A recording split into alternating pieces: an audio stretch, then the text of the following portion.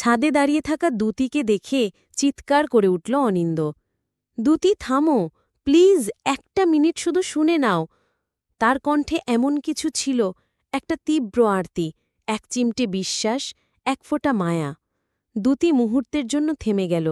অনিন্দ দৌড়ে ছাদে উঠল। পেছনে নিরাপত্তা কর্মীরা ছুটছে।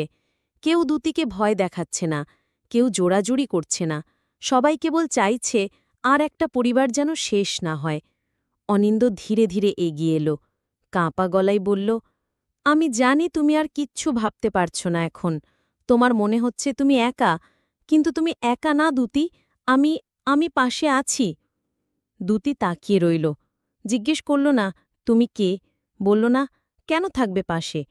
তার মুখে শুধু একটাই প্রশ্ন, কেন অনিন্দ? কেনই বা আমি বাঁচব? অনিন্দ চুপচাপ দাঁড়িয়ে রইল। তারপর বলল, কারণ তুমি এখনো বাঁচলে তোমার বাবার আত্মত্যাগ বৃথা যাবে না। তুমি বাঁচলে কেউ দেখবে যে একটি মেয়ে একার সাহসে কেমন করে দাঁড়ায়। তুমি মরলে সব শেষ, কিন্তু তুমি বাঁচলে নতুন শুরু হবে। নতুন শুরু? দ্যুতি হেসে উঠল, একটা রিক্ত হাসি, যে হাসিতে জ্বালা আছে, যন্ত্রণা আছে, তাচ্ছিল্যও আছে। তুমি তো আমার জীবন জানো না অনিন্দ, শুধু গল্প শুনেছ, কিন্তু আমি তো সেই গল্পের ভিতরে বসে আছি। আমি জানি কেমন লাগে যখন নিজের মা বলে মর। অনিন্দ ধীরে ধীরে এগিয়ে এসে এক হাত বাড়িয়ে বলল, তুমি ঠিক বলছ।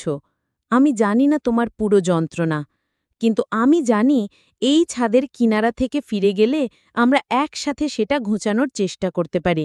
আমি থাকব তোমার পাশে, না প্রেমিক হিসেবে, না উপকারকারী হিসেবে, একজন মানুষ হিসেবে, একজন বন্ধু হিসেবে। বিশ্বাস করো। দ্যুতি চুপচাপ তাকিয়ে রইল। ছাদের নিচে তখন জড়ো হয়েছে বহু লোক। কেউ কেউ মোবাইলে ভিডিও করছে, কেউ কাঁদছে, কেউ ডেকে বলছে, নেমে আয় মা, কিছু হবে না। দ্যুতি হঠাৎ পেছন ফিরে তাকাল, তারপর ধীরে ধীরে ছাদের কিনারা থেকে এক পা সরিয়ে নিল, আবার একটা পা। একসময় একেবারে ছাদ থেকে সরে এসে অনিন্দর বুকের ওপর পড়ে গেল। হাউ মাউ করে কাঁদতে লাগল, আমি পারছি না অনিন্দ, আমি কিচ্ছু পারছি না। অনিন্দ তার মাথায় হাত রেখে বলল, তোমার পারার দরকার নেই এখন, শুধু বেঁচে থাকো, আমি আছি।